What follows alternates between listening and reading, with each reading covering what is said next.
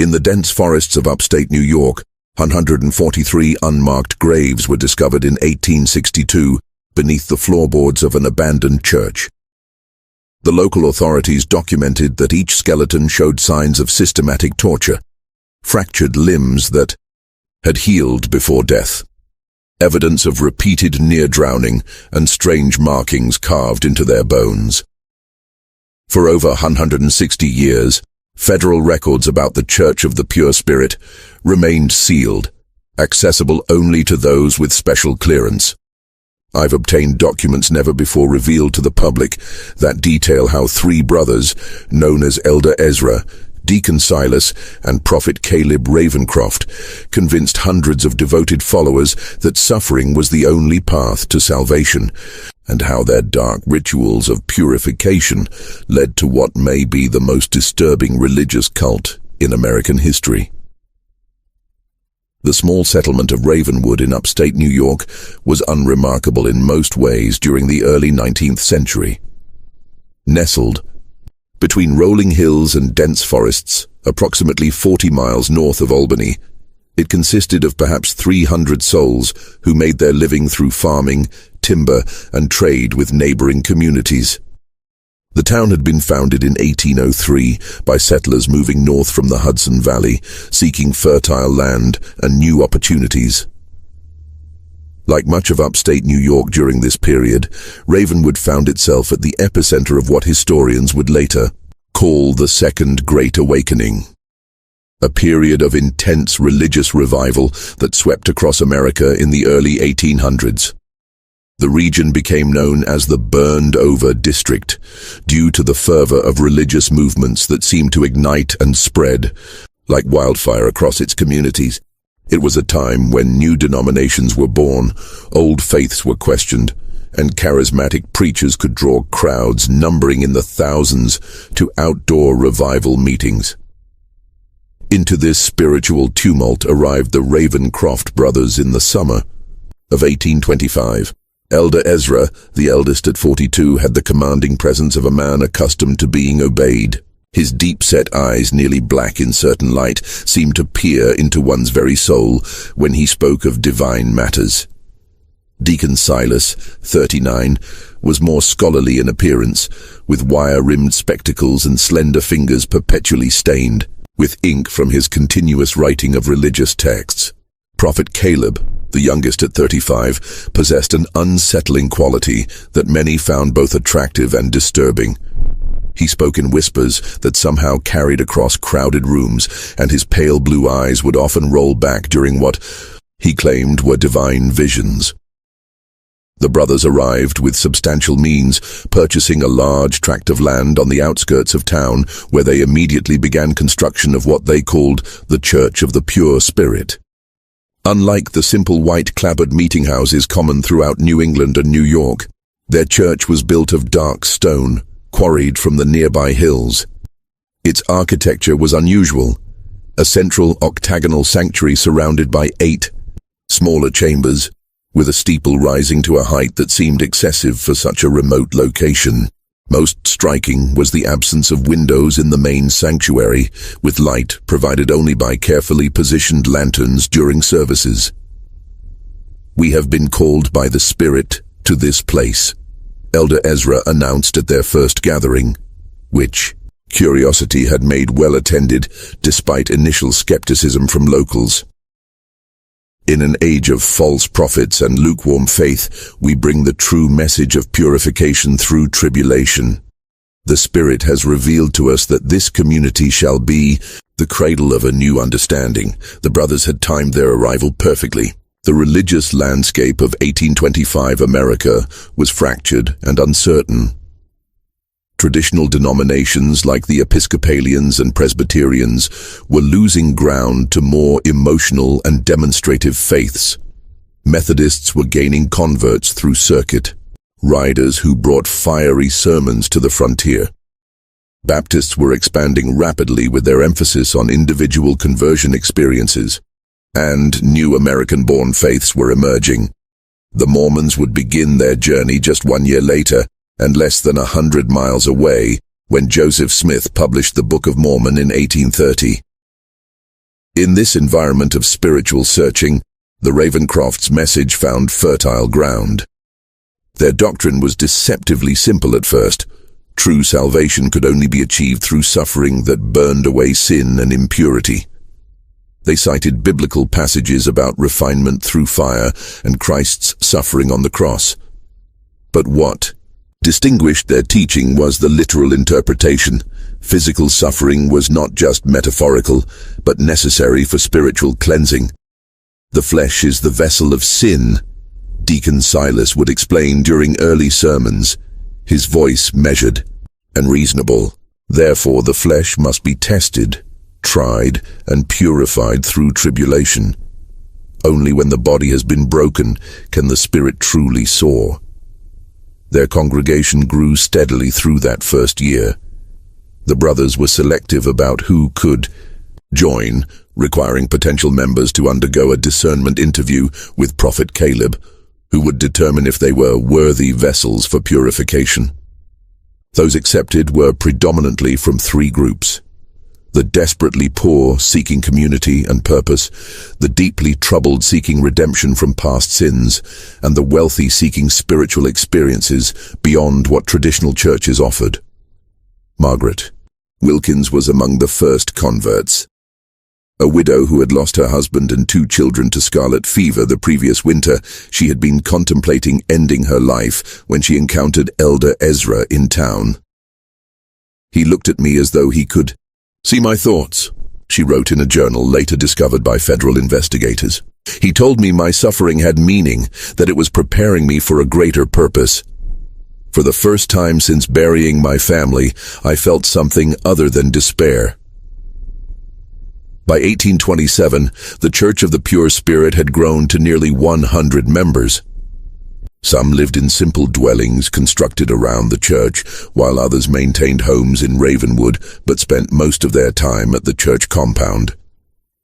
The Ravencrofts encouraged members to donate their property and savings to the church, explaining that worldly attachments prevent spiritual elevation. The most devoted followers were invited to become vessels of the Spirit, a special status that required them to undergo more intensive purification rituals. These early ceremonies were relatively mild compared to what would come later: extended fasting, night-long prayer vigils, and rituals involving ice-cold water that symbolized the drowning of the sinful self. What few outsiders realized was how methodically the Ravencrofts were escalating the intensity of these practices.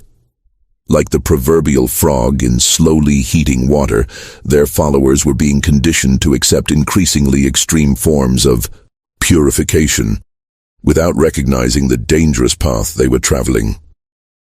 By 1829, when construction began on an extensive network of chambers beneath the church, the Ravencrofts had established complete control over their followers' lives, thoughts, and bodies.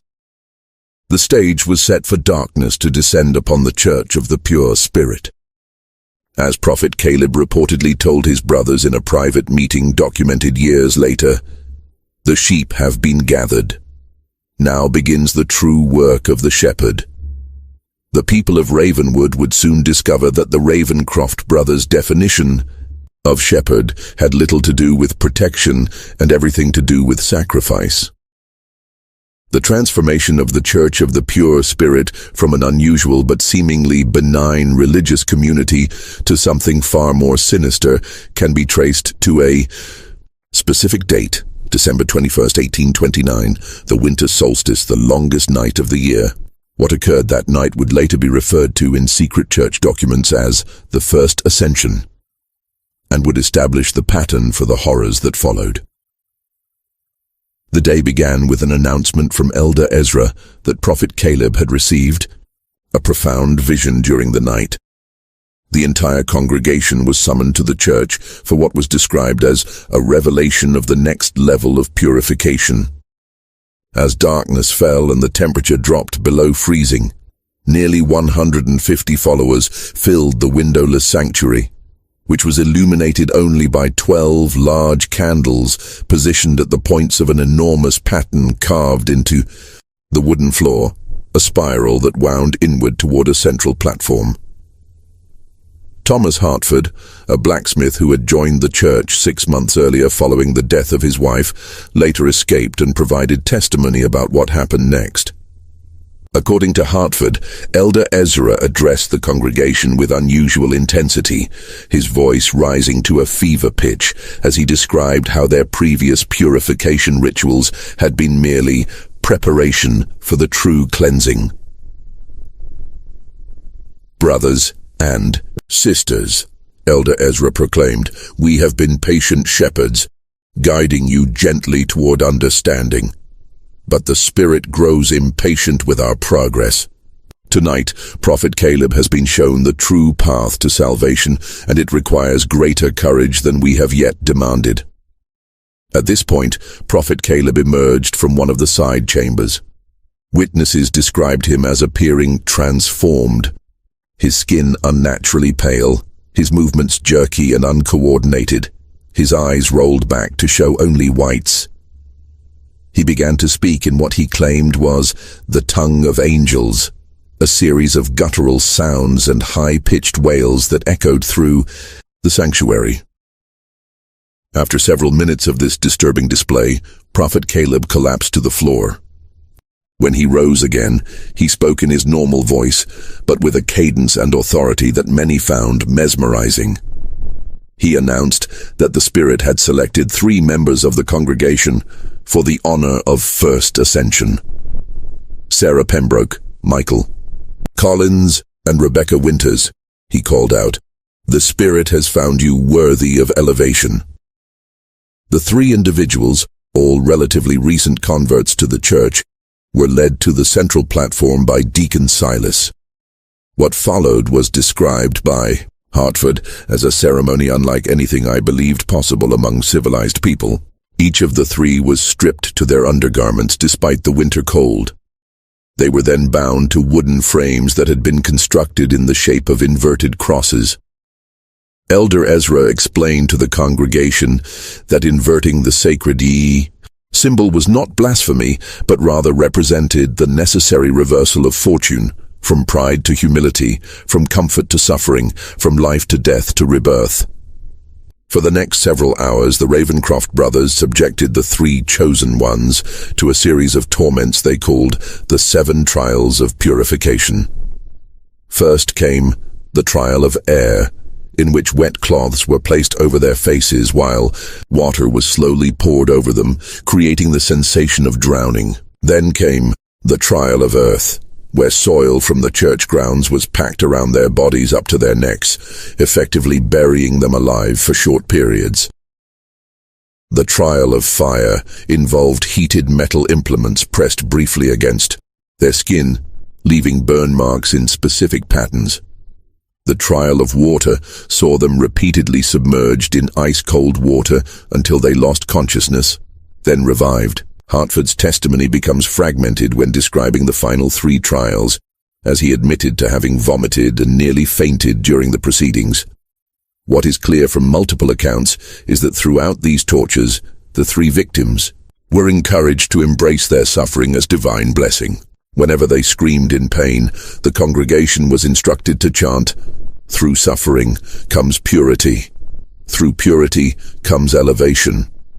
Most disturbing was the congregation's response. Hartford reported that while some members wept quietly or looked away, many appeared entranced, watching with expressions of reverence or ecstasy. The Ravencrofts had spent years conditioning their followers to associate pain with spiritual advancement, and now that conditioning bore its terrible fruit. Near dawn, when the 7 trials were complete, the 3 victims hung limp on their frames, barely conscious but still alive. Elder Ezra announced that they had been emptied of sin and were now ready to be filled with the pure Spirit. What happened next would haunt those who witnessed it for the remainder of their lives. Prophet Caleb approached each victim and placed his hands on their heads, whispering into their ears. According to Hartford and one other witness who later spoke to authorities, the 3 victims suddenly convulsed violently, their bodies arching against their restraints with such force that bones could be heard breaking. Their eyes flew open, bulging and bloodshot, and they began speaking in the same strange language Prophet Caleb had demonstrated earlier. By sunrise, all three had died. Elder Ezra proclaimed them successfully ascended and declared that their souls had been so thoroughly purified that they had been accepted directly into heaven, bypassing judgment. Their bodies, he explained, were merely empty vessels now, to be revered as holy relics. The three corpses were not buried immediately. Instead, they were placed in one of the newly constructed chambers beneath the church, laid out on stone slabs where congregation members could view them and pray for similar elevation. According to church records later seized by authorities, these were the first of what would eventually become hundreds of bodies stored in the catacombs beneath the Church of the Pure Spirit. The morning after the first ascension, several congregation members quietly packed their belongings and fled Ravenwood. Thomas Hartford was among them, though he would not speak of what he had witnessed for many years, believing no one would believe such horrors possible in Christian America. Those who remained became even more devoted to the Ravencrofts and their twisted doctrine. The brothers had crossed a threshold into murder, disguised as religious ceremony, and found that their control over their followers was not diminished, but strengthened. Within the Church of the Pure Spirit, death had become sacrament, as Prophet Caleb reportedly told his brothers after the ceremony in a conversation later recounted by a church elder who eventually turned state's evidence. "Now we have shown them the true face of God, and they did not turn away. There is nothing they will not accept from us now." He was right. The first ascension marked only the beginning of the atrocities at the Church of the Pure Spirit. What followed would be 3 decades of escalating horror, hidden behind the respectable facade of religious devotion. In the years following the first ascension, the Church of the Pure Spirit underwent a transformation that went largely unnoticed by the outside world. From 1830 to 1845, the Ravencroft brothers refined their methods and expanded their influence, developing both their theological justifications and their practical techniques for what they termed elevations, but what were, in reality, ritualized killings. The brothers were careful to maintain a veneer of respectability. The public face of their church emphasized charity, community, and spiritual renewal, themes that resonated perfectly with the ongoing religious revival sweeping through the burned-over district. Outwardly, they participated in the broader religious community, occasionally hosting gatherings where other preachers were invited to speak and making donations to causes such as temperance societies and orphanages. Behind this facade, however, the true nature of their operations grew increasingly complex and disturbing. The underground chambers, initially constructed as simple cellars, were expanded into an elaborate network of tunnels and rooms that extended far beyond the church's footprint. Local workers hired for the initial construction were replaced by devoted church members who could be trusted with secrets, and eventually the excavation was performed exclusively by vessels of the Spirit, followers who had proven their absolute loyalty. By 1835, the catacombs, as they came to be known among the inner circle, contained at least 7 large chambers and dozens of smaller alcoves. Each served a specific function in the Ravencroft's twisted theology. The chamber of preparation, where candidates for elevation were kept in isolation for days before their ordeal. The chamber of trials, where the 7 purification tortures were administered.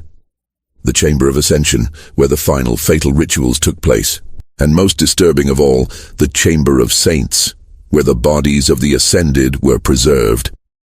This preservation of corpses became a central element of the cult's practices. Unlike most religious groups that reverently bury their dead, the Ravencrofts kept the bodies of their victims in various states of preservation. Some were partially mummified using techniques Deacon Silas had allegedly learned from medical texts. Others were reduced to clean skeletons through methods that Investigators would later struggle to reconstruct. These remains were arranged in elaborate tableaux throughout the Chamber of Saints, posed in positions of prayer or ecstasy, sometimes articulated with wire to maintain their posture. Elizabeth Carver, who joined the church in 1832 and eventually escaped in 1844, provided some of the most detailed accounts of these chambers. "The smell was the first thing that struck you," she recounted to federal investigators. "Not the stench of decay, as one might expect, but the overwhelming odor of chemicals, turpentine, alcohol, and something sweeter I couldn't identify. The brothers claimed it was the perfume of sanctity, but I later learned it was substances used in embalming." Carver described how new members were gradually introduced to the existence of these chambers, first hearing about them as symbolic spaces, then being permitted limited access to the less disturbing areas, and finally, for those deemed most loyal, being allowed to witness or even participate in the rituals conducted within them. "It was a careful seduction," she explained. "By the time you saw the Chamber of Saints with its dozens of corpses arranged like some grotesque congregation, you had been so thoroughly indoctrinated that it seemed beautiful rather than horrifying. I remember weeping with what I thought was religious ecstasy the first time I was permitted entry. Now those tears shame me beyond words." The frequency of elevations increased gradually over the years. In 1830, according to church records later seized as evidence, there were only 2 such ceremonies, resulting in 5 deaths. By 1835, the number had risen to quarterly events, each claiming 2 to 4 lives. And by 1840, monthly elevations had become the norm, with special ceremonies on solstices and equinoxes often taking larger numbers of victims. The Ravencrofts became selective in choosing candidates for elevation. Initially, they favored those without close family connections. Widows, orphans, and drifters who would not be missed. Later, as their confidence grew, they began selecting from devoted families within the congregation, framing selection as the highest honor a family could receive. To give a child to the Spirit was considered the ultimate expression of faith, Carver recalled. Parents would compete for this blessing, offering their sons and daughters with a fervor that seems unimaginable to me now. While the brothers maintained their distinct roles, Elder Ezra as the authoritative voice, Deacon Silas as the scholarly theologian, and Prophet Caleb as the mystical conduit to the divine, their private dynamics shifted over time. According to accounts from former Inner Circle members, Caleb's influence grew as his visions directed ever more aspects of church life. By 1840, it was Caleb who selected all candidates for elevation and determined the specific rituals to be used in each case. His mental state appears to have deteriorated significantly during this period. Journal entries attributed to him, recovered from a hidden compartment in his private quarters, reveal increasingly incoherent writings interspersed with detailed anatomical drawings. One entry from 1842 reads, "The Spirit has revealed that souls reside not merely in the heart or mind as commonly thought, but are distributed throughout the body in specific nodes. Each elevation allows me to map these sacred points more precisely. Soon, I shall have the complete divine anatomy." As the church's membership grew to nearly 300 by 1845, the Ravencrofts faced the practical challenge of disposing of evidence from their increasing number of elevations. This led to one of their most macabre innovations, the selling of human remains to medical schools. In the mid-19th century, medical colleges struggled to obtain cadavers for anatomical study. Legal sources were limited primarily to executed criminals, leaving an insufficient supply for teaching purposes. This created a black market for bodies, with resurrection men illegally exhuming the recently buried or claiming unclaimed bodies from poorhouses. Deacon Silas, whose scholarly pursuits had given him connections in academic circles, established relationships with agents who supplied medical schools in Albany, New York City, and as far away as Philadelphia. Church records indicate that between 1840 and 1845, at least 67 vessels were donated to the advancement of medical science, a euphemism for the sale of murder victims' bodies. This commercial aspect served multiple purposes for the Ravencrofts. It disposed of evidence, generated significant income for the church, and provided Deacon Silas with access to medical knowledge that he incorporated into the cult's practices. From these transactions, he learned improved preservation techniques and more efficient methods of causing pain without leaving external marks. Knowledge that would make the church's later atrocities even more sophisticated.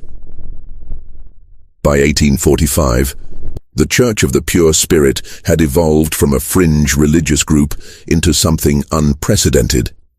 A self-sustaining system of indoctrination, ritual murder, and profit disguised as spiritual advancement. The brothers had created what one federal investigator would later call a perfect machine for evil, operating in plain sight under the protection of religious freedom. Yet despite their careful management of appearances, rumors began to spread. The sheer number of people who had joined the church only to disappear from public life raised questions. Former members who had fled rarely spoke openly about their experiences, fearing either disbelief or retaliation. But their haunted expressions and reluctance to discuss their time with the Ravencrofts fueled local suspicions. It was these growing murmurs, combined with an unexpected discovery by a postal inspector investigating financial irregularities, that would eventually draw official attention to the quiet horror unfolding in Ravenwood. But that reckoning still lay years in the future. For now, the Church of the Pure Spirit continued its dark work, its true nature hidden beneath layers of religious respectability and the fervent devotion of followers who had been taught to see murder as the highest form of worship. Before we continue with the story of the Church of the Pure Spirit, if you're enjoying this dark tale of religious horror in America's past, make sure to subscribe to our channel and leave a comment telling us what state or city you're listening from.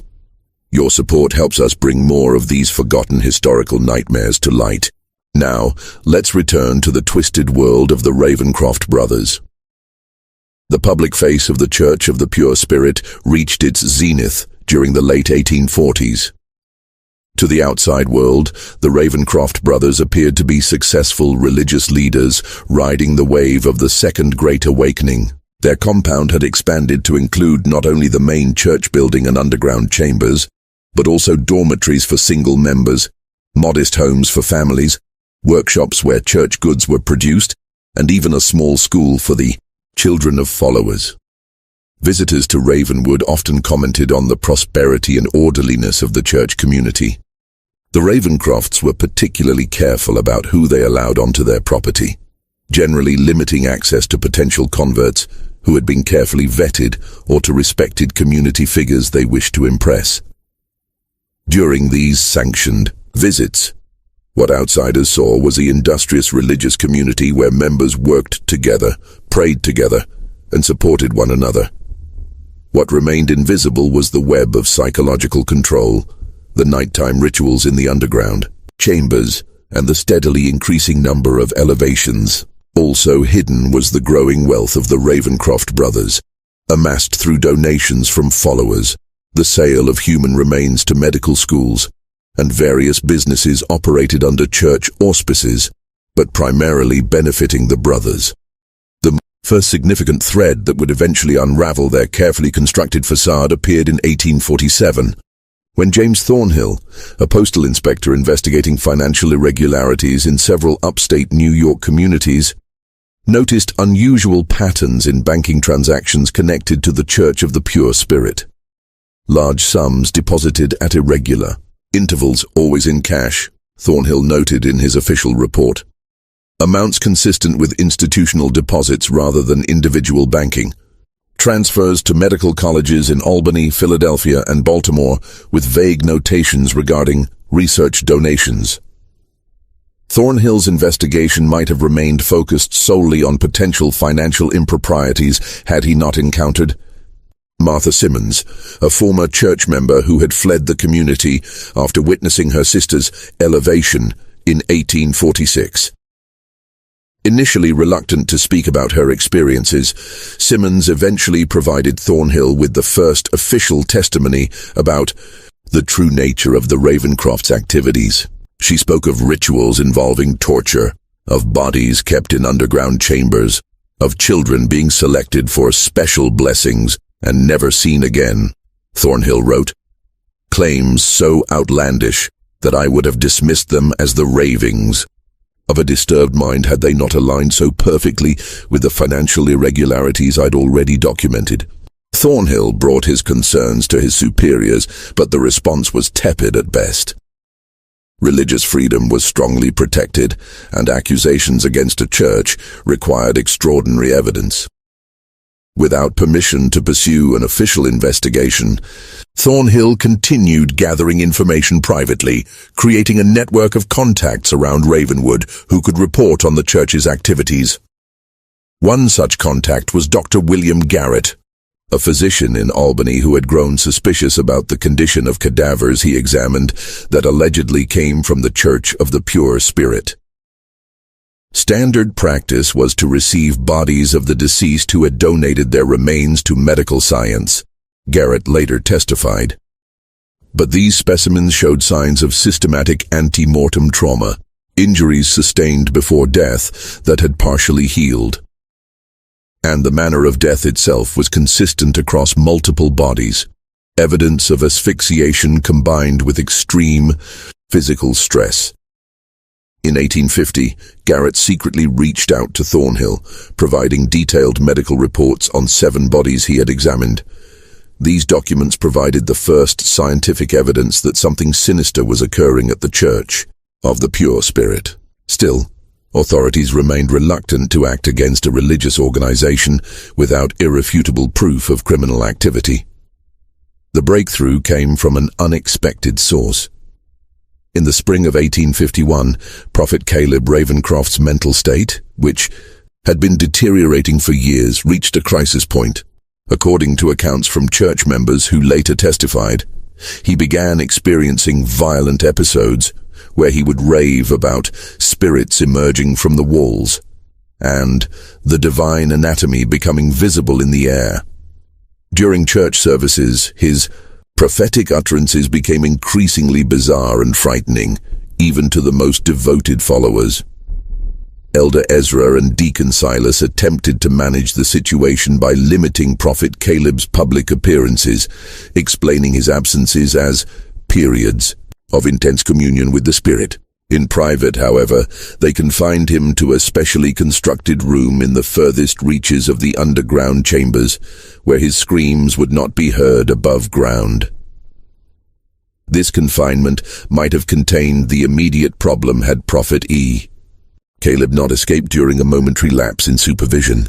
On the night of June 17, 1851, he somehow freed himself from his restraints and made his way through the catacombs to emerge in the woods beyond the church property. What followed was described in the Albany Evening Journal as a scene of public madness unprecedented in the region's history. Naked and covered in self-inflicted wounds, Prophet Caleb appeared in Ravenwood's town square during a community gathering celebrating the summer planting. Before a crowd of horrified onlookers, he proclaimed himself the living vessel of the Pure Spirit, and began describing in explicit detail the rituals conducted beneath the church. "The blood of the purified strengthens our connection to the divine," he reportedly shouted. 217 vessels have been emptied, and the Spirit has filled me with their essence. The chambers beneath hold the sacred remains of the elevated, and soon all of you shall join them in glorious suffering. Local authorities detained Prophet Caleb, initially believing him to be simply a dangerous lunatic. When he identified himself as one of the Ravencroft brothers, however, his ravings took on new significance. Thornhill, who had cultivated relationships with several local officials, was notified immediately. He arrived in Ravenwood the following day to interview Prophet Caleb. What he found was a man in the final stages of complete psychological collapse. Prophet Caleb alternated between periods of catatonic silence and frenzied confession, during which he provided details about the church's activities that corroborated earlier testimonies from escaped members. Most significantly, he drew detailed maps of the underground chambers, including locations of hidden entrances and the Chamber of Saints, where victims' remains were kept. Armed with this new evidence and Prophet Caleb's first-hand testimony, Thornhill finally secured authorization for an official investigation. However, word of Prophet Caleb's detention and subsequent questioning reached Elder Ezra and Deacon Silas before authorities could organize a proper search of the church grounds. What happened next demonstrated the brothers' ruthless efficiency in crisis management. Within hours of learning of Prophet Caleb's detention, they initiated what church records later revealed was a contingency plan called the Cleansing Flame. Members of the inner circle were dispatched to remove the most incriminating evidence from the underground chambers, particularly financial records and the most recently deceased bodies. Then, in a move that showed both desperation and calculated cunning, they orchestrated a controlled fire in the main church building.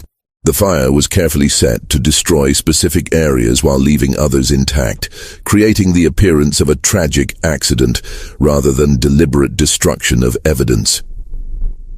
By the time authorities arrived with a search warrant on June 19, 1851, they found the church building partially burned and the congregation engaged in recovery efforts. Elder Ezra greeted officials with apparent cooperation, expressing shock at his brother's mental breakdown and offering full access to the property. "It seems God has tested us doubly," he reportedly told investigators. "First with the affliction of my beloved brother's mind, and now with this terrible fire. But we shall rebuild, as faith must always rise from ashes." The investigation that followed was hampered not only by the fire damage, but by the brothers' meticulous preparation.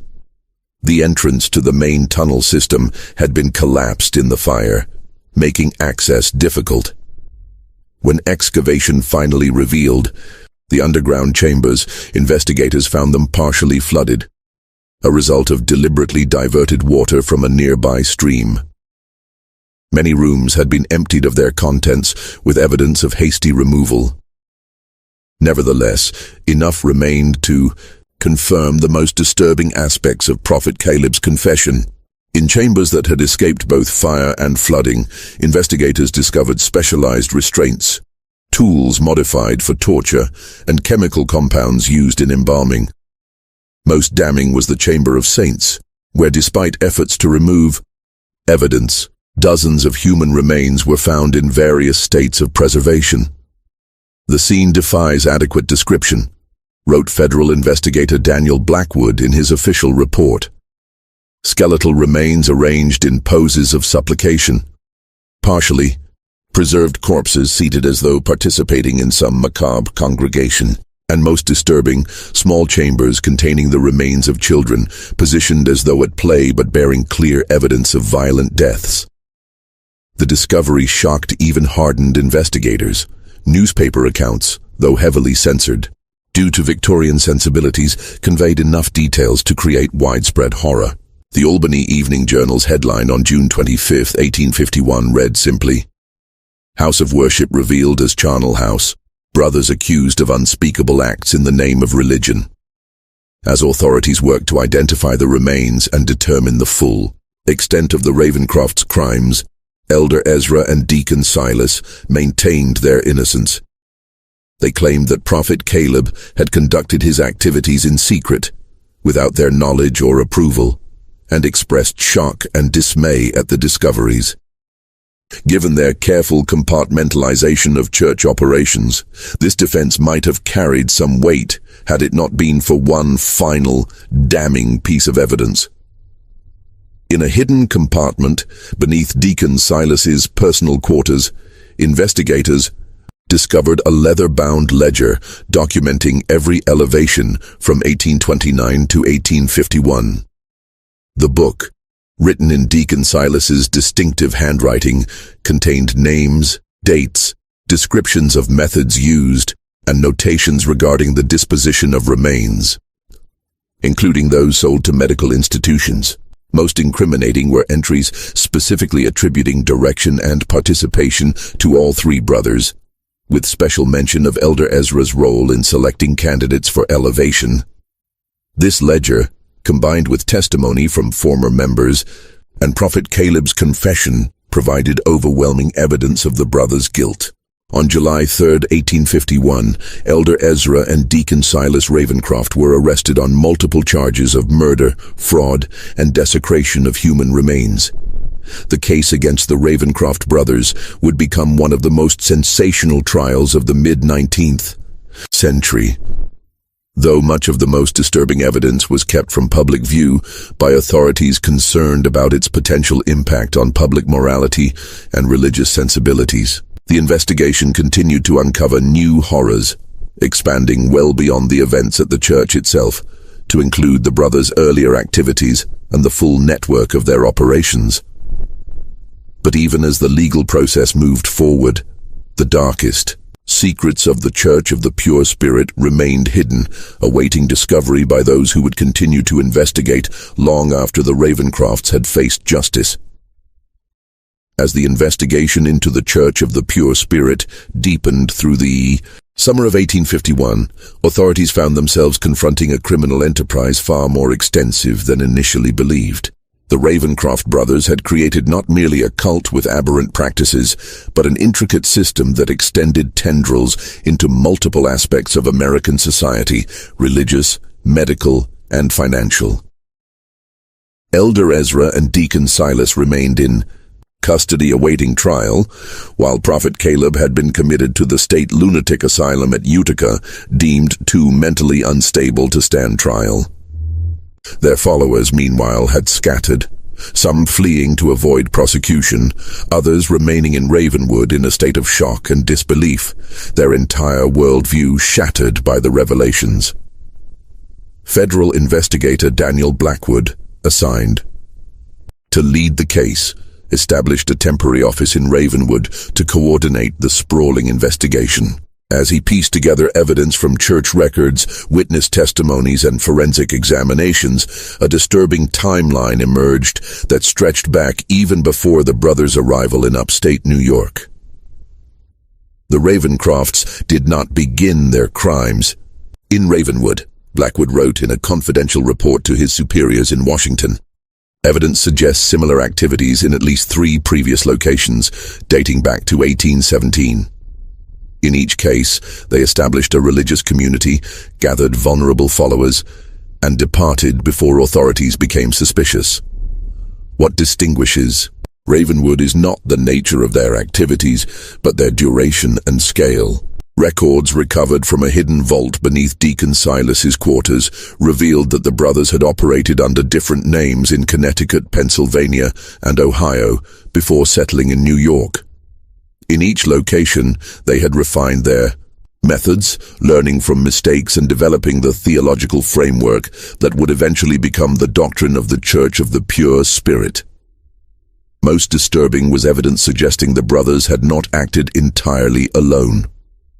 Correspondence between Deacon Silas and individuals at several medical colleges indicated knowledge, if not explicit awareness, of the illicit source of the specimens being provided. One letter from a prominent Philadelphia anatomist, dated D. 1844, praised the exceptional quality and unique preparation of bodies received from the church, noting that the subjects show evidence of systematic anatomical study prior to death, as though the bodies were prepared for our work while still living. This revelation opened a new and horrifying dimension to the case. The Ravencrofts had not merely been killing their followers in the name of religious purification. They had been conducting systematic experiments on living subjects, documenting their findings, and selling both the bodies and their research to medical institutions. The brothers appear to have been conducting a form of primitive physiological research. Dr. Samuel Prescott of the Albany Medical College stated in his expert testimony to investigators, "The patterns of injury, the methods of preserving tissue, and the detailed anatomical notes suggest an attempt to study human responses to various stimuli, particularly pain and its effects on the body's systems."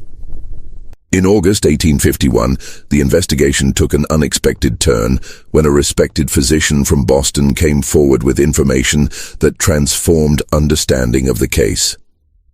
Dr. Jonathan Crane had been a student at Harvard Medical School in the 1820s, where he had briefly encountered a visiting lecturer named Simon Ravingwood, who presented controversial theories about pain responses and religious ecstasy. "I remember being disturbed by his methods and conclusions," Dr. Crane testified.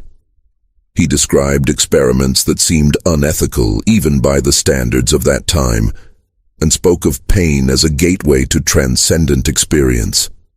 "I had dismissed him as a medical eccentric, but seeing the newspaper accounts of the Ravencroft case, I recognized not only the theories, but the man himself from the published sketches." Simon Ravingwood and Silas Ravencroft are undoubtedly the same person. This connection suggested that the religious doctrine of the Church of the Pure Spirit had not been merely a means of controlling followers or justifying murder, but rather that the religious framework had been constructed specifically to facilitate systematic human experimentation. The brothers had created a belief system that not only permitted but sanctified the very acts that served their research. As investigators followed this new line of inquiry, they discovered a hidden room beneath Deacon Silas's quarters that contained hundreds of notebooks filled with detailed anatomical drawings, experimental protocols, and observations. The journals documented a grotesque research program spanning decades, with entries becoming increasingly scientific and less religious in their language as time progressed. Subject 157 maintained consciousness for 47 minutes after removal of redacted. Read one particularly disturbing entry from 1848. Heart continued functioning for 12 minutes beyond loss of consciousness. Vocalization patterns consistent with previous trials. Blood loss measured at approximately 1.7 liters. Results support hypotheses regarding sustainability of vital functions under extreme conditions. When this evidence was presented to Elder Ezra during interrogation, his facade of religious devotion finally cracked. According to transcripts of the interview, he laughed for nearly a minute before speaking.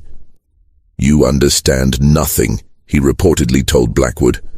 "The Spirit has many names. Some call it God, others science. We merely sought knowledge that others were too weak to pursue. The elevation of our followers was genuine.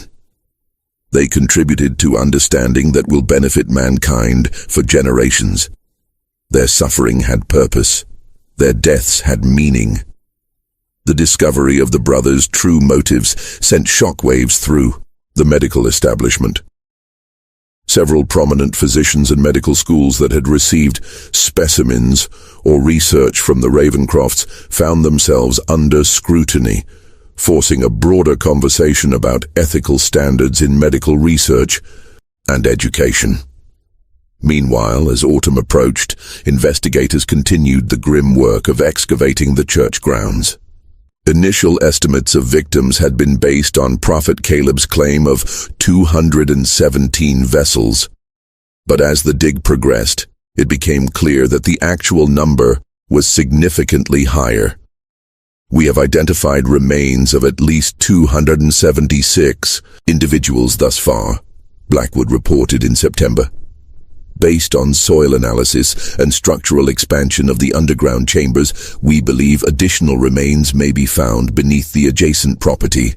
The brothers appear to have been tunneling outward as their operation expanded. The investigation was further complicated by the discovery of correspondence suggesting that not all of the victims had been willing members of the church. Letters between Elder Ezra and various associates in nearby towns indicated a system for identifying and acquiring suitable subjects. predominantly travelers, immigrants and others who would not be immediately missed. The red-haired Irishman who passed through last Thursday would make an excellent vessel, read one such letter from a church member in a neighboring community. No family, seeking work, strong constitution. I have directed him to Ravenwood with promise of employment at the mill. Expect his arrival by Saturday next. This evidence transformed understanding of the case from one of religious extremism, preying on willing followers, to something closer to organized abduction and murder for both profit and pseudoscientific research. The implications were disturbing not only for the scale of the brothers' crimes, but for the suggestion of a wider network of complicity. Just when we thought we'd seen it all, the horror in Ravenwood intensifies. If this story is giving you chills, share this video with a friend who loves dark mysteries. Hit that like button to support our content, and don't forget to subscribe to never miss stories like this. Let's discover together what happens next. The breakthrough that would ultimately reveal the full extent of the Ravencroft's operation came in October 1851, when investigators located Samuel Parsons, who had served as the church's accountant from 1835 to 1849 before being replaced by a newer member. Living under an assumed name in western Massachusetts, Parsons had fled the church after discovering the true purpose of certain financial transactions. I believed I was managing donations and legitimate business interests, Parsons testified, after being granted immunity. When I discovered entries for specimen preparation and research grants that corresponded with disappearances among the congregation, I began keeping private records. When Elder Ezra discovered my separate ledger, I was scheduled for special prayer counseling, a term I had learned meant selection for elevation. I fled that night with only the clothes on my back. Parsons provided investigators with detailed financial information from memory, including names of medical institutions that had paid for bodies and research, wealthy patrons who had funded the brothers' work believing it to be legitimate scientific inquiry, and church members who had assisted in various aspects of the operation. Most significantly, he revealed the existence of a second facility located nearly 40 miles from Ravenwood, a remote farmhouse that the brothers had purchased through an intermediary in 1840. According to Parsons, this location was used for special research that was kept separate even from the inner circle of the church. Elder Ezra called it the garden, Parsons recalled. Only he, Deacon Silas, and 2 trusted assistants ever went there. Supplies were delivered monthly, medical equipment, chemicals, specialized restraints, and occasionally selected subjects would be transported there, always at night. None ever returned. When authorities located and searched the farmhouse, what they discovered exceeded even the horrors found beneath the church. The building had been converted into a sophisticated research facility with rooms designed for different types of experiments. Detailed records indicated that this location had been used primarily for long-term studies. Subjects kept alive for weeks or months while various procedures were performed and documented. Most disturbing was evidence that the brothers had been particularly interested in the effects of their purification techniques on children. A separate building on the property contained small cells and equipment sized for juvenile subjects. Records indicated that at least 37 children, ranging in age from 4 to 16, had been held at the facility between 1840 and 1851. This discovery galvanized public outrage like nothing before.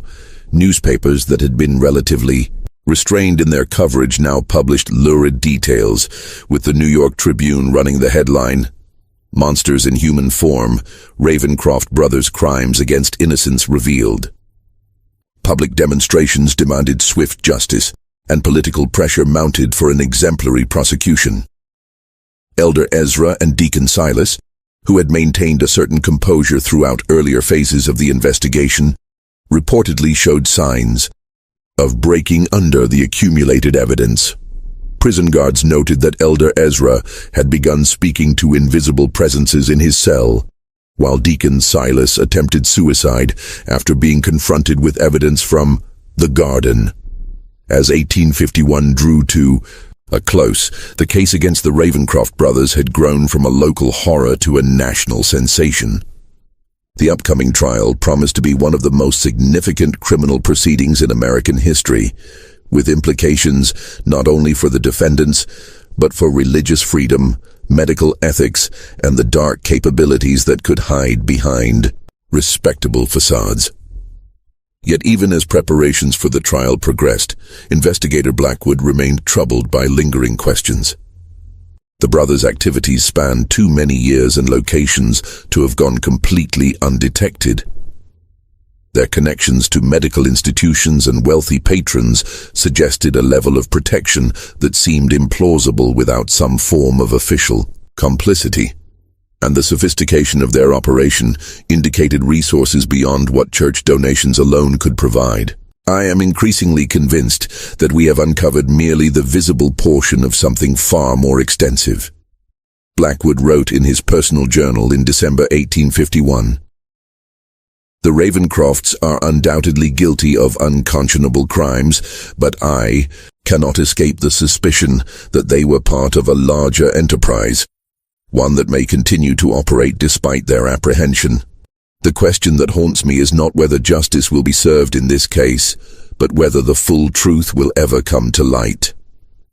His concerns would prove prophetic in ways he could not have anticipated as the trial of the century prepared to begin in Albany in January 1852. The trial of Elder Ezra and Deacon Silas Ravencroft began on January 12, 1852 in Albany, New York, amid unprecedented security and public interest. The courthouse was surrounded daily by crowds numbering in the thousands, some traveling from as far as Boston and Philadelphia to witness proceedings in what newspapers had dubbed the trial of the unholy brothers. Inside the courtroom, the BU prosecution presented a methodical case that unfolded over 6 weeks, with over 100 witnesses providing testimony about various aspects of the Ravencrofts' crimes. Survivors of the church described the psychological manipulation and gradual indoctrination that had led them to accept increasingly extreme purification rituals. Medical experts detailed their examinations of recovered remains, confirming patterns of systematic torture and experimentation. Financial records demonstrated the brothers' profit from selling bodies and research.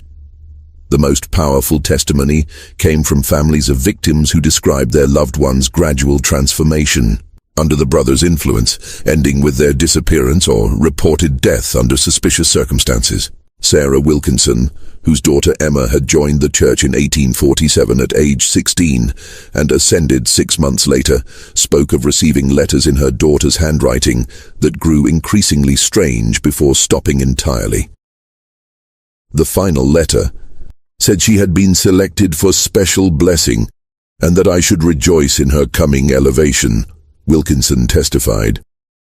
When I traveled to Ravenwood to see her, Elder Ezra told me she had been transported to their retreat for spiritual preparation and would not receive visitors.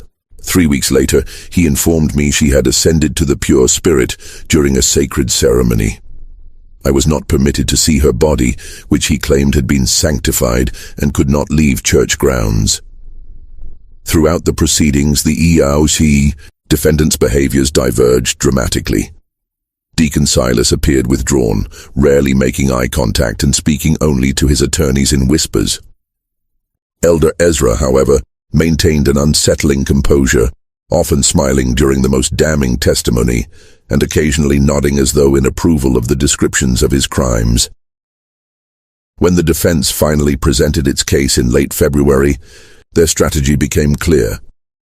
They would not deny the deaths or even many of the practices described, but would instead argue that the activities of the Church of the Pure Spirit were protected religious expression and that members had participated voluntarily. The Constitution of these United States guarantees freedom of religious practice, defense attorney William Hargrove argued. The ceremonies of the Church of the Pure Spirit, while perhaps shocking to conventional sensibilities, were conducted with the full knowledge and consent of participants who shared the Ravencroft's belief in purification through suffering. This defense collapsed under cross-examination of former church members who testified to coercion, deception, and the administration of substances now identified as containing opium and other mind-altering compounds. The final blow came when the prosecution presented the records from the garden, showing clearly that many victims had been outright abducted rather than recruited as church members. On March 2, 1852, with the trial moving toward its inevitable conclusion, Elder Ezra made a request that would transform the proceedings. He asked to testify in his own defense against the strong advice of his attorneys. The judge, after considerable deliberation, allowed it.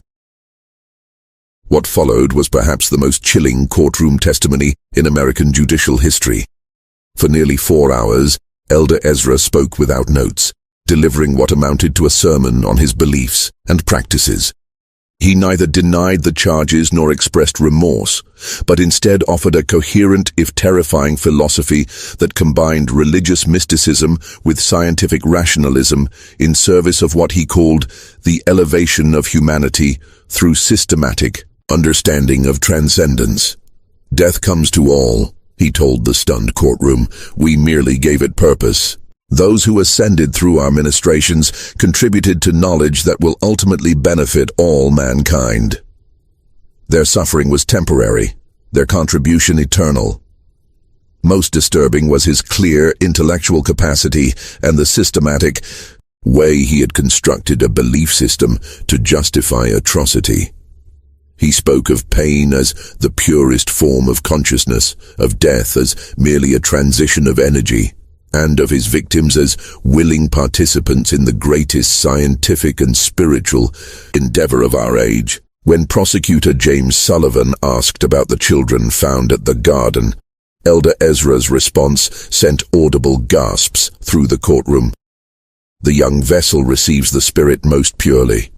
Their observations were most valuable precisely because they were unclouded by preconception.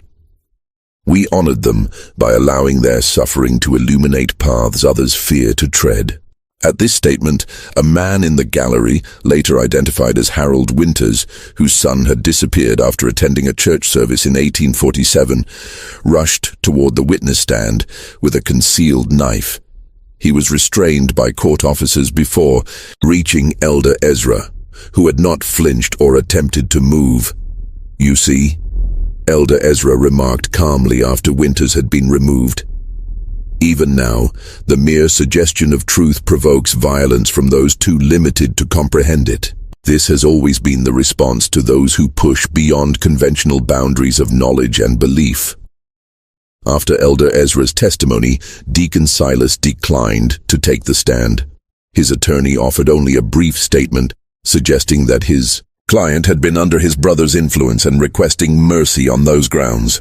The prosecution's closing arguments emphasized the calculated nature of the brothers' crimes, the suffering of their victims, and the betrayal of both religious faith and scientific principle their actions represented.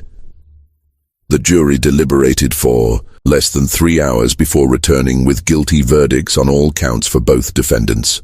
On March 10, 1852, Judge William Blackwood sentenced the Ravencroft brothers to death by hanging, declaring their crimes an offense against God, humanity, and the moral foundation upon which civilized society rests. The execution was scheduled for April 15th, but events would take an unexpected turn in the intervening weeks. Prophet Caleb, who had been confined to the asylum at Utica, died under mysterious circumstances on March 20th. Official reports stated he had succumbed to nervous exhaustion, but rumors suggested either suicide or murder by attendants who had learned of his connection to the notorious case. More significantly, on the night of April 7th, a fire broke out in the Albany jail where the Ravencroft brothers were being held. By the time the blaze was controlled, 3 inmates and 2 guards had died from smoke inhalation. Initial reports indicated that Deacon Silas was among the dead. his body identified by distinctive rings he wore. Elder Ezra, however, was not found among either the dead or the survivors. The manhunt that followed was the largest in New York. State history to that point. Federal authorities joined local law enforcement in searching for the escaped prisoner, with wanted posters distributed throughout the Northeast. Reported sightings came from as far away as Chicago and Montreal, but none led to capture. As weeks passed without success, troubling questions emerged about the circumstances of the jail fire and Deacon Silas's death. The official identification had been made hastily, based primarily on personal effects, rather than clear recognition of the badly burned body. Some investigators, including Blackwood, questioned whether either brother had actually died in the fire. The timing and nature of the incident suggests planning and outside assistance, Blackwood wrote in a confidential report.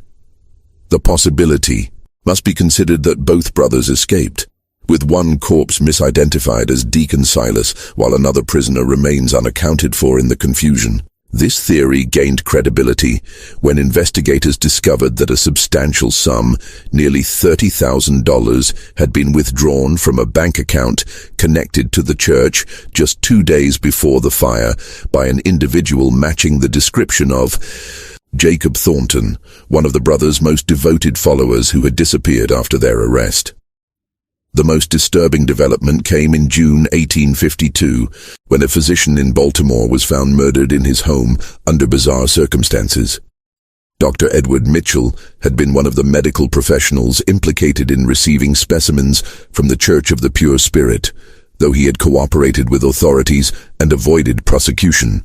His body was discovered positioned in a manner identical to the elevated victims from the church, with a note pinned to his chest reading simply, "The Spirit sees all who betray its work."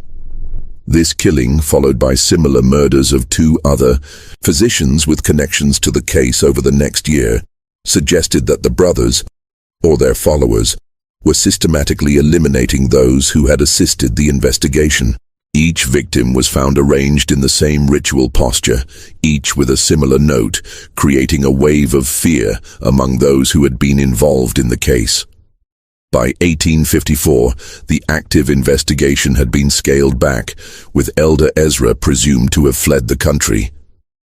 Occasional reports of religious groups with practices reminiscent of the Church of the Pure Spirit emerged from places as distant as New Orleans, St. Louis, and San Francisco, but none led to the recapture of the infamous preacher.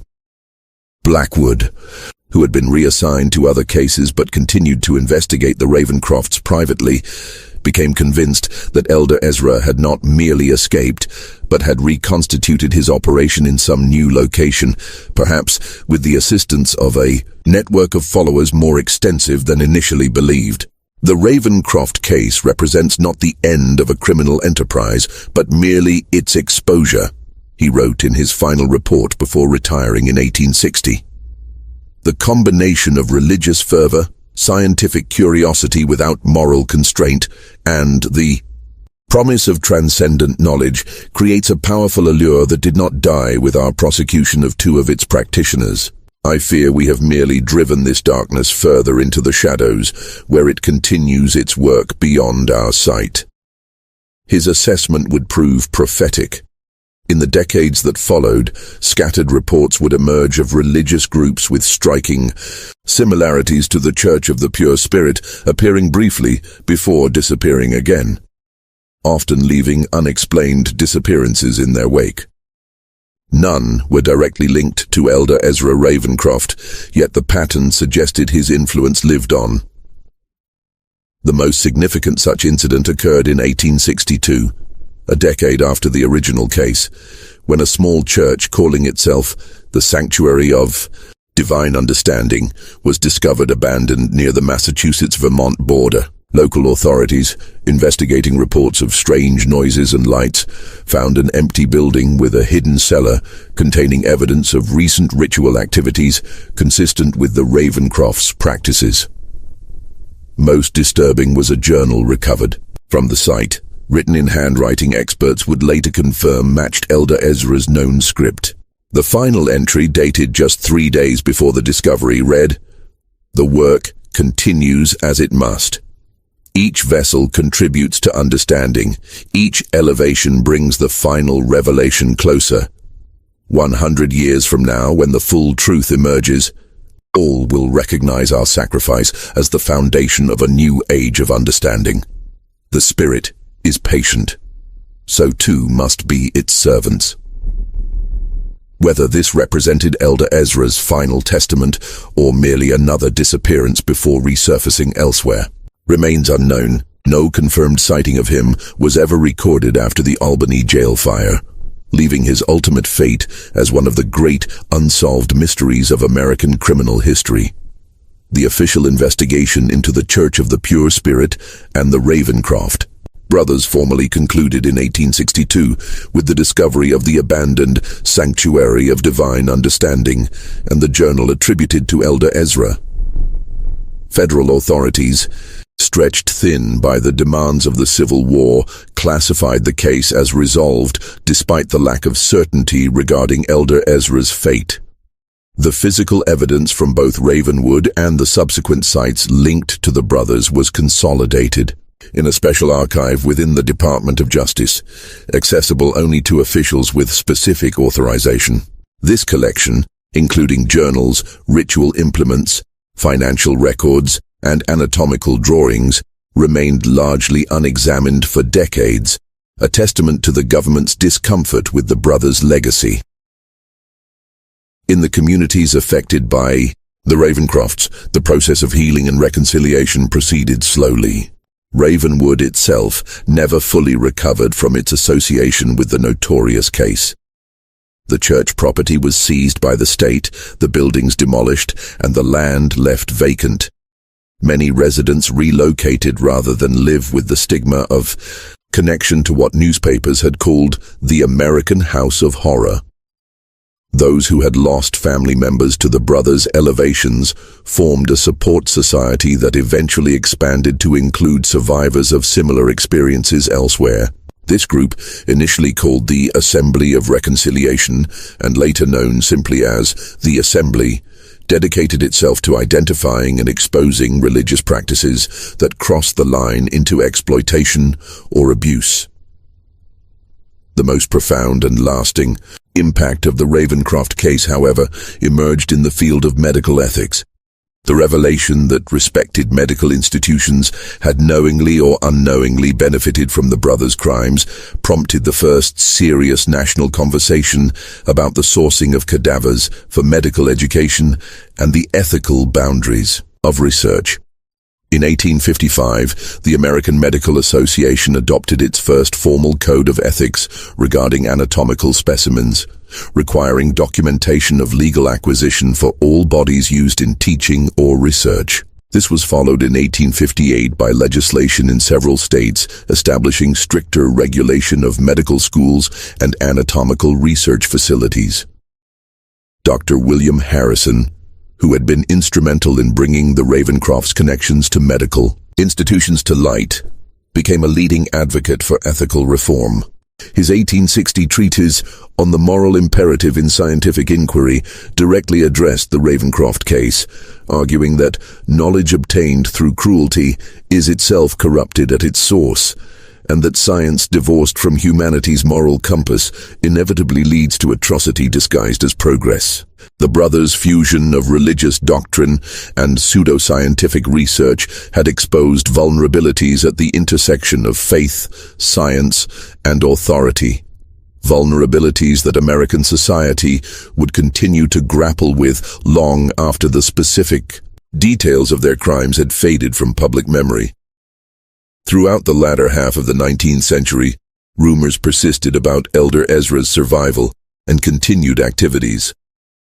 Reported sightings placed him in locations ranging from California gold mining camps to New Orleans spiritual societies to European medical conferences. While none were confirmed, the persistence of these accounts reflected the deep impression his particular brand of charismatic malevolence had left on the American consciousness. More concrete was the evidence of the brothers' continuing influence through followers who had escaped prosecution. Between 1865 and 1890, authorities identified at least 7 small religious groups in different parts of the country that incorporated elements of the Church of the Pure Spirit's doctrines and practices. While none reached the scale or extremity of the original, their existence suggested that the brothers' ideas had taken root beyond their direct control. The most significant such group was discovered in 1879 in rural Missouri, where a charismatic preacher, calling himself Brother Elijah, had established a small community centered on the concept of transcendence through tribulation. When local authorities investigated reports of concerning activities, they found ritual, implements and journals directly referencing the Ravencroft's teachings. Brother Elijah, later identified as Thomas Whitfield, a former Inner Circle member of the Church of the Pure Spirit, took his own life rather than face arrest.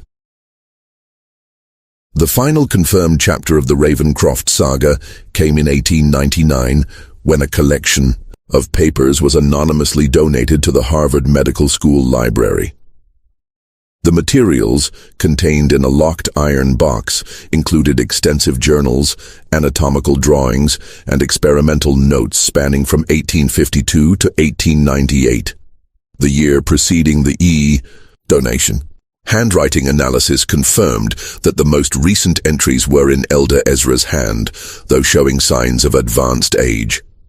The final entry, dated December 31st, 1898, read, "As the century draws to its close, so too does my work in this vessel. Age has finally accomplished what the law could not. I go now to join the pure spirit, content in knowing that the seeds we planted have taken root and will flower in ways we could only imagine. The next generation of seekers will build upon our foundation, finding new methods for the great work of transcendence. The suffering was necessary. The knowledge remains. The spirit continues." Whether this represented Elder Ezra's genuine final testament or an elaborate hoax has never been definitively established. If authentic, it would indicate that he had survived to the age of 115, an unlikely though not impossible longevity. More significant than the question of authorship, however, was the fact that the journals contained detailed experimental protocols and observations that appeared to have influenced certain legitimate medical research in the early 20th century, suggesting that elements of the brothers' work had indeed infiltrated mainstream science despite their horrific methods. Harvard officials, upon recognizing the nature of the materials, immediately sealed them from public access.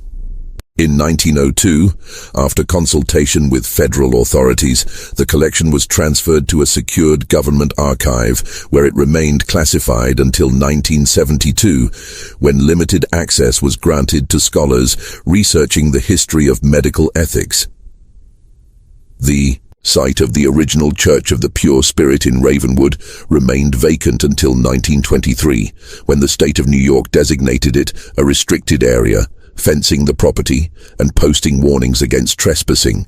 Local legends claimed the ground was cursed, with stories of strange lights, unexplained sounds, and feelings of overwhelming dread reported by those who ventured too close to the perimeter.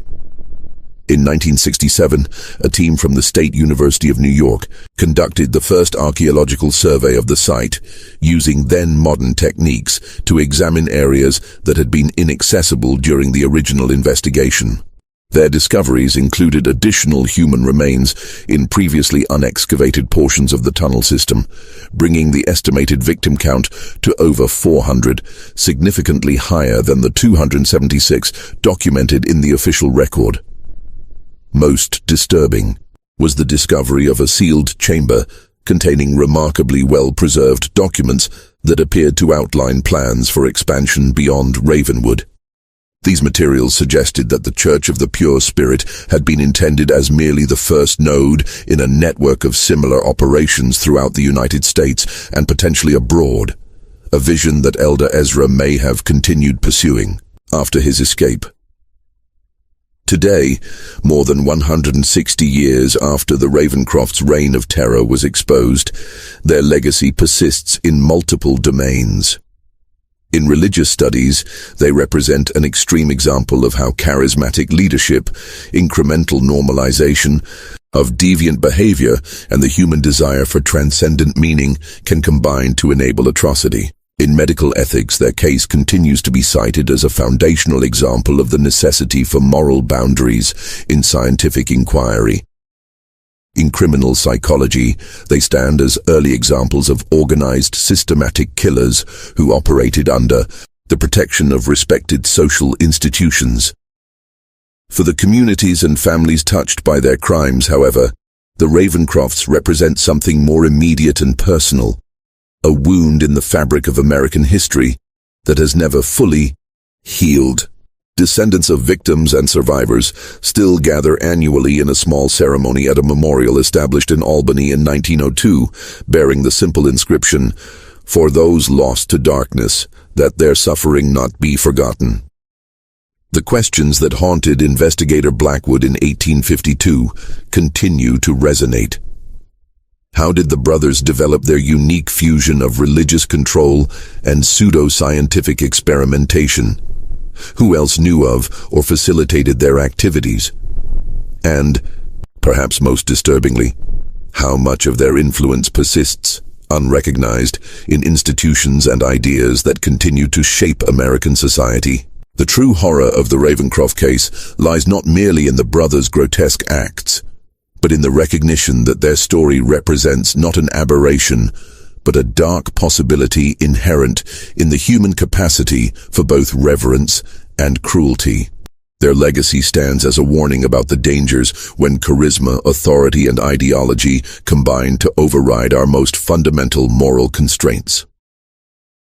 In the dense forests of upstate New York, the land where the Church of the Pure Spirit once stood remains empty, the earth still scarred by foundations that no amount of time seems able to completely erase. Local residents say that even now, on particularly still nights, the area is marked by an unnatural silence, as though something in that soil continues to absorb sound, light, and warmth, hungry for the human suffering that once fed it so abundantly.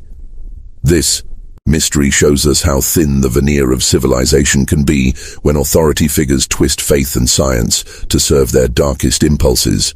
What do you think of this story? Do you believe everything was revealed? Leave your comment below. If you enjoyed this tale and want more horror stories like this, subscribe, hit the notification bell, and share with someone who loves mysteries. See you in the next video.